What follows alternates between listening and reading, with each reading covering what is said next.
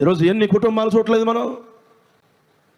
పక్కింటోడు ఇల్లు కట్టుకుంటే అసూయ, పక్కింటోడు పొలం కొంటే అసూయ, పక్కింటోడు కారు బండి కొంటే అసూయ, పక్కింటోడు మంచిగా బ్రతుకుతుంటే అసూయ.